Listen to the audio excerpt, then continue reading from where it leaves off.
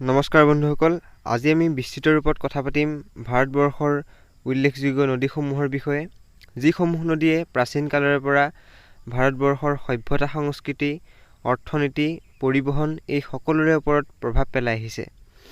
ভাৰতবৰ্ষৰ নদীসমূহক সাধাৰণতে দুটা ভাগত ভগাব পাৰি। সেই দুটা হৈছে হিমালয়ান নদী আৰু দ্বিতীয়টো হৈছে প্ৰায়দ্বীপীয় নদী। হিমালয়ান নদী মানে হৈছে হিমালয়ৰ পৰা ওলোৱা লগতে প্ৰায়বোৰ উত্তৰ ভাৰতৰ নদীৰ কথা কোৱা হৈছে, আৰু প্ৰায়দ্বীপীয় নদী মানে হৈছে দক্ষিণ ভাৰতৰ নদীসমূহ। এতিয়া আমি এখন এখনকৈ এই নদীসমূহৰ বিষয়ে আলোচনা কৰিম। প্ৰথমতেই আৰম্ভ কৰিছোঁ আমাৰ মৰমৰ অসমখনৰ ব্ৰহ্মপুত্ৰৰ বিষয়ে। ব্ৰহ্মপুত্ৰৰ উৎপত্তি হৈছে তিব্বতৰ মানস সৰোবৰৰ চেমায়ুংডুমৰ পৰা। ব্ৰহ্মপুত্ৰ তিব্বতৰ মাজেৰে আহি অৰুণাচলৰ মাজেৰে অসমত সোমাইছেহি আৰু তাৰ পাছত বাংলাদেশৰ মাজেৰে গৈ বংগোপসাগৰত পৰিছেগৈ। ব্ৰহ্মপুত্ৰৰ ঠাইভেদে নামসমূহ বেলেগ বেলেগ।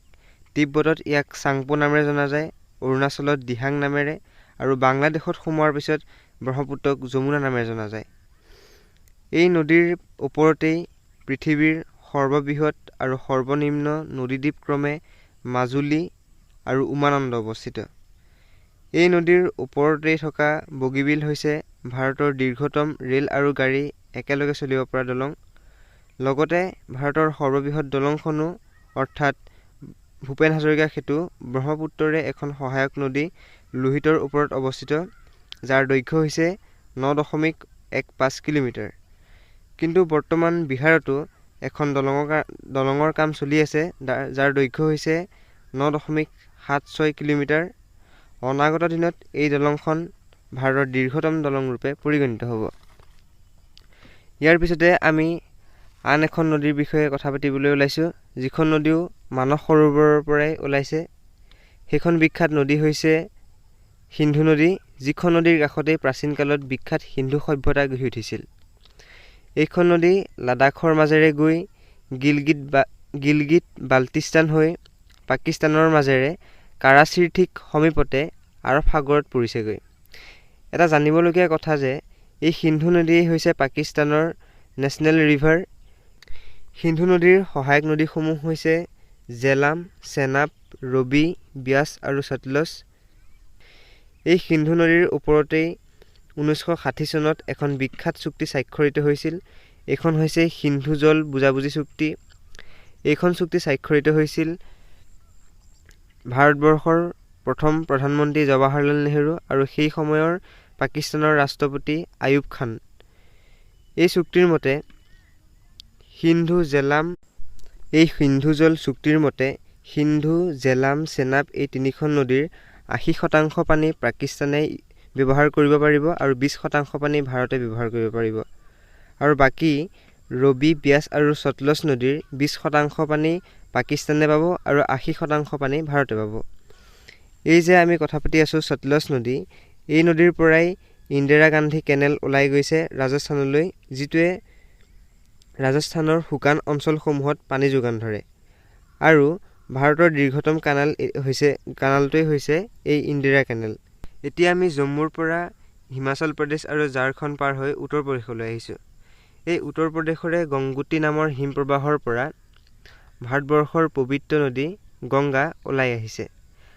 আচলতে দুখন নদী অৰ্থাৎ অলকানন্দা আৰু ভাগীৰথীৰ মিলনৰ পিছতহে যিখন নদীৰ সৃষ্টি হয় সেইখনকহে গংগা বুলি কোৱা হয়। গংগা হৈছে ভাৰতৰ দীৰ্ঘতম নদী। কিন্তু এইখিনিতে এটা মন কৰিবলগীয়া কথা যে ব্ৰহ্মপুত্ৰৰ দৈৰ্ঘ্য গংগা নদীতকৈ বেছি, কিন্তু ব্ৰহ্মপুত্ৰখন ভাৰতৰ কিছু অংশৰ মাজেৰেহে পাৰ হৈ অহা বাবে ইয়াক দীৰ্ঘতম নদীৰ ঠাইত ধৰা নহয়। এই গংগা নদীতেই এলাহাবাদ নামৰ ঠাইত যমুনা লগ লাগিছেহি। যমুনা হৈছে ভাৰতৰ দীৰ্ঘতম সহায়ক নদী। এই পবিত্ৰ গংগা নদীয়ে যেতিয়া বাংলাদেশলৈ বৈ যায় তেতিয়া গংগাক পদ্মা নামেৰে নামাকৰণ কৰা হয়, আৰু যেতিয়া এই পদ্মা নদী বাংলাদেশত থকা ব্ৰহ্মপুত্ৰৰ অংশটোত লগ হৈ গৈ তাৰপিছত যিখন নদীৰ সৃষ্টি হয় তাক কোৱা হয় মেঘনা বুলি। আচলতে বাংলাদেশত থকা ব্ৰহ্মপুত্ৰৰ অংশটোকো যমুনা নামেৰেই জনা যায়। এই মেঘনাই যেতিয়া বংগোপসাগৰত পৰিছেগৈ ই পৃথিৱীৰ বৃহত্তম সুন্দৰবন বদ্বীপৰ সৃষ্টি কৰিছে। এই সুন্দৰবন বদ্বীপত থকা সুন্দৰী বনৰ পৰাই সুন্দৰবন নামটোৰ সৃষ্টি হৈছে। এতিয়া আমি উত্তৰ প্ৰদেশৰ পৰা ছত্তীশগড়লৈ আহিছোঁ। ইয়াতেই অমৰকন্তক নামেৰে ঠাইৰ পৰা নৰ্মদা মহানদী আৰু সোণ নদীৰ উৎপত্তি হৈছে। ইয়াৰে নৰ্মদা নদীখন পশ্চিমলৈ বৈ আহি আৰৱ সাগৰত মিলিছেহি আৰু ইয়াতেই এটা জলপ্ৰপাতৰ সৃষ্টি কৰিছে, যাৰ নামটো হৈছে ধোঁৱাধাৰ জলপ্ৰপাত। মহানদীখন পূবলৈ আহি বংগোপসাগৰত পৰিছেহি আৰু এই মহানদীতেই ভাৰতৰ আটাইতকৈ ডাঙৰ ডেম হীৰাকুণ্ড ডেম অৱস্থিত, যিটো পৃথিৱীৰ ভিতৰতে চতুৰ্থ আটাইতকৈ ডাঙৰ ডেম। আৰু অমৰকন্তকৰ পৰা বৈ যোৱা সোণ নদীখন উত্তৰলৈ বৈ গৈ বিহাৰৰ পাটনাৰ ওচৰতেই গংগাৰ সৈতে মিলিছেগৈ।